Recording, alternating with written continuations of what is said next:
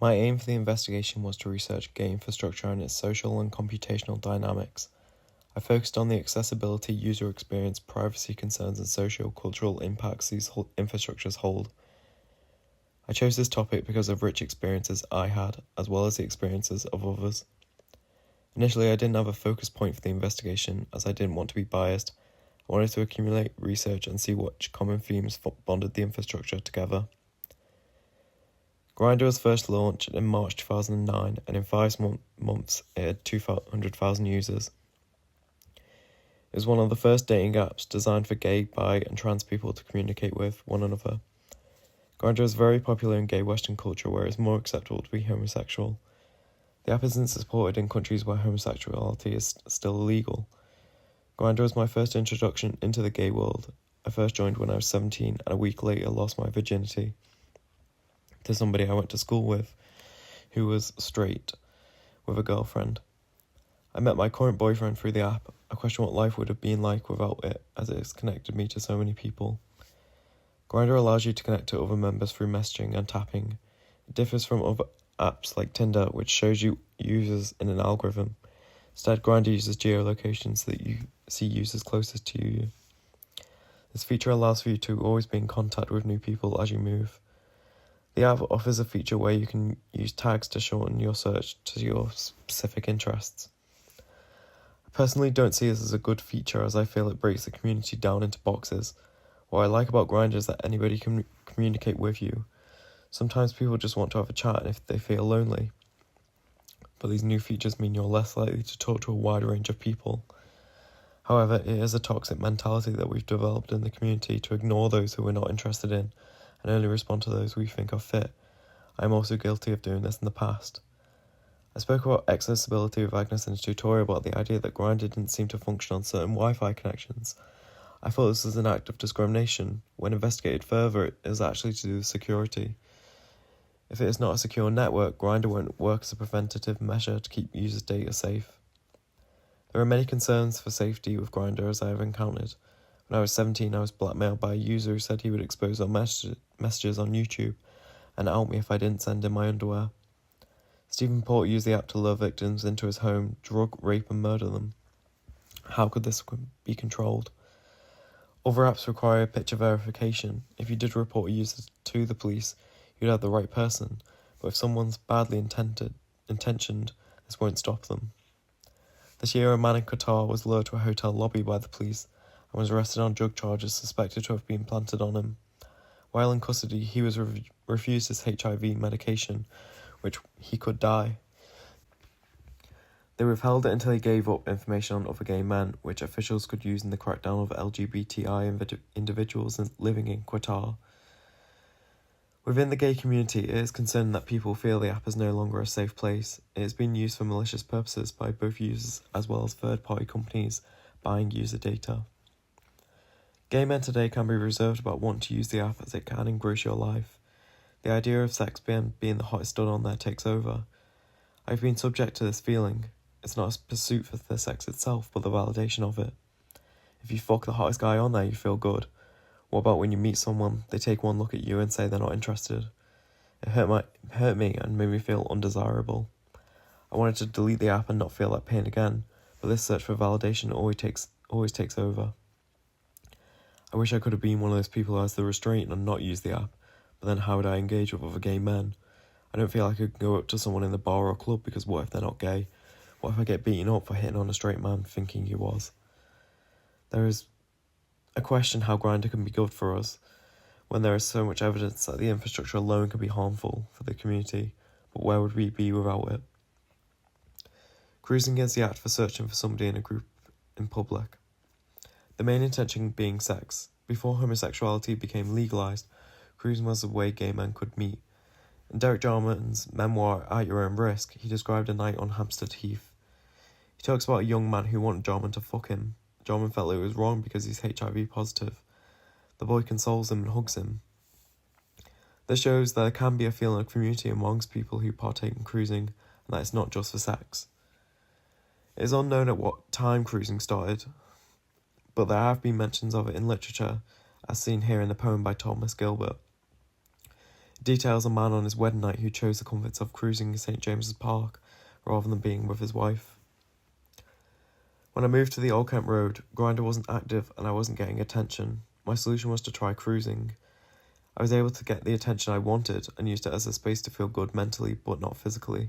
Some nights I'd just walk through the park to see if I was desirable to cruisers, but then go home. I got a hit but wasn't from anything sexual. Cruising infrastructure that is hard to label.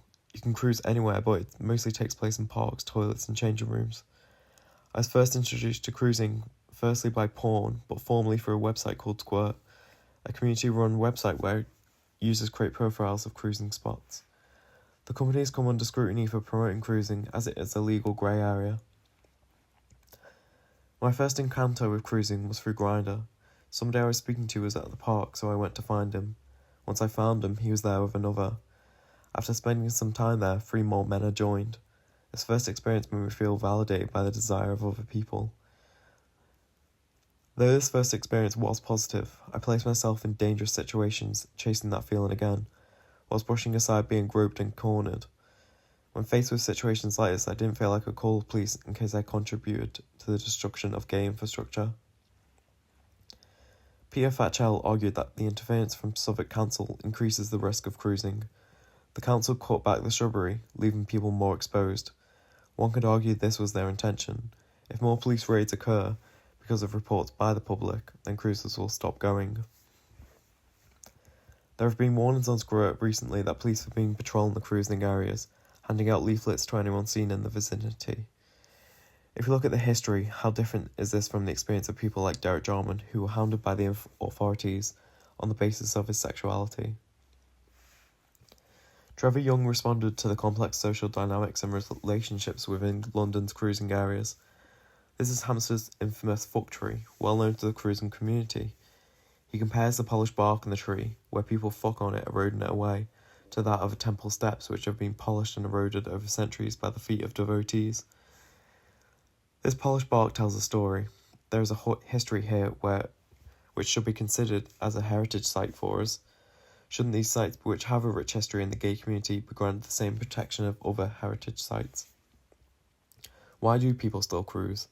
For sexual satisfaction, a quick shag? With apps like Grindr, it is unnecessary. Do we risk losing an infrastructure which is rich in our history? Bathhouses date back to ancient Greek and Roman times. They became social hubs for gay men.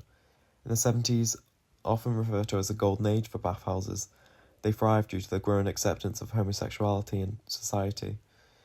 In the 80s, public opinion swiftly changed because of the AIDS crisis, and bathhouses were seen as breeding grounds for HIV. My parents grew up during this crisis, and due to the media influence, they think these places are unclean and unsafe. The ideation rubbed off on me as I also thought of them as dirty places, but I wanted to find out for myself.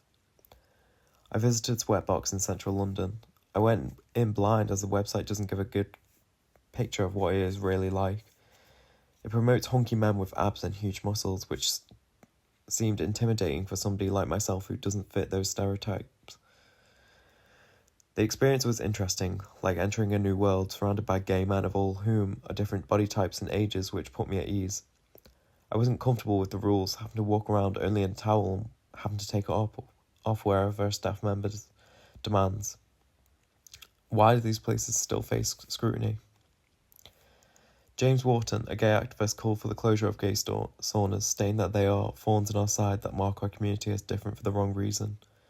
My boyfriend and I were discussing what equality means for homosexuals. The question being, the more we align with heteros in society, the harder it is for us to call out subtle discrimination. When you read Jarman's literature, he writes that we are almost 2 different species existing in the same society. We're different, and that's how it should be. Let the straight people have monogamy, and we will fuck whoever we like. Both Wharton and Jarman make strong points. At the beginning of the AIDS crisis, there were around 200 saunas in America. By the end, there were roughly 80. They were forcibly closed by health officials.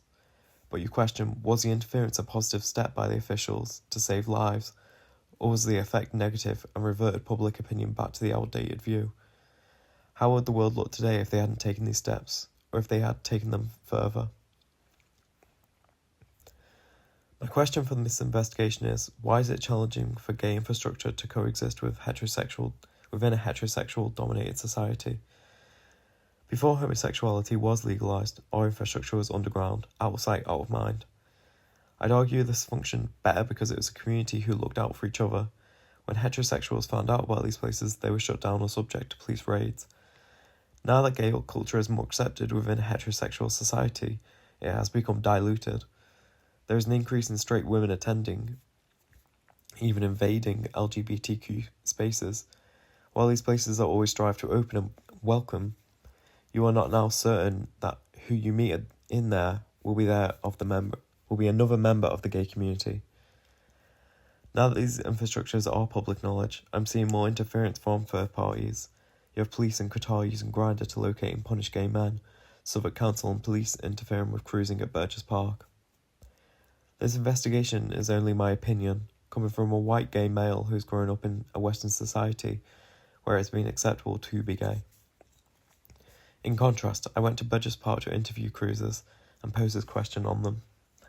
I spoke to a man who is black of Ghanaian descent, where homosexuality is still illegal. He agreed it is difficult for gay infrastructure to coexist within a heterosexual society. However, he didn't want to place blame solely on the straight community, as there were problems within that needed addressing. Even if people did grow up in a Western society, they could be subject to the opinions and mindset of the family that were not. So how are they to navigate the world? Trying cruising, Grindr and sauna for me isn't a risk in the same way as it is for them. I'm at risk of maybe catching an STD or having my feelings hurt by somebody. The man at Burgess Park could be at risk of being cut off from their family or possible persecution if they go back to the society where their elders are from. So is it true that heterosexuals are interfering with our infrastructure? I believe yes, but also they aren't the only ones to blame. It comes from within the community as well. James Wharton wanted bathhouses to be shut down because it makes us fit into society better. I don't think they should be, as these infrastructures were built to protect us and give us a way to meet other gay men. It could be argued that some are more unnecessary than others now, but I think it is more important to remember that they all have a history. We shouldn't forget that it's part of the reason we moved from being punished for sodomy to having equal rights to today. I initially had the idea to create a gaydar in response to the police interference in cruising areas. I was fearful of the police and I'd want a way to detect a police officer while cruising. This posed many ethical issues, and it isn't right to distinguish someone from their profession to cruising when off the job. I wasn't sure how else to respond, and my boyfriend mentioned Polari. Further investigation led me to understand that it was a secret language used by gay men to communicate with one another under the noses of heterosexuals. This idea sparked interest because the language itself is an infrastructure. Although not used as much today due to the acceptance of gay people, it would have been widely used in the gay community in the past in places such as saunas, cruising grounds, pubs and clubs. Even after its legalisation, Morrissey used it for his album Boner Drag, referencing his homosexuality. It is something I think binds all three topics together. I didn't know what Polari was, but discovered I used it unknowingly as part of everyday community and culture. I wanted to create a game where you could learn Polari, the idea being the word appears on the screen. For instance, meat and veg, once spoken by the user, an image of a penis and balls appears. It's a way the younger generation like myself can learn our history, so that it's not lost over time. Unfortunately, I was only able to get the code working where I'd used Teachable Machine Audio to connect with P5. This meant I used images from the slang. When placed in front of the webcam, an image appears on the screen, which is the translation. My outlook now compared to when I started this investigation is different. I do have many conflicting opinions from the arguments I've heard about these infrastructures. I've been influenced by Jarman the most, in the sense that I don't necessarily think the gay community is equal to heterosexuals. I believe we should have equal rights and not be discriminated against because we are different. But we are different. We have a very different history, and even just looking at our infrastructure, we have a tree in Hampstead Heath which is being compared to the steps of a temple, because that has rich history within the gay community. How would I use this knowledge in the future? I'd like to go more in depth with exploring the language as an infrastructure. as it came late and I didn't manage to find out much about it. The question I posed is something I'd like to return to my home course with, to see how I could approach and respond in a design mindset.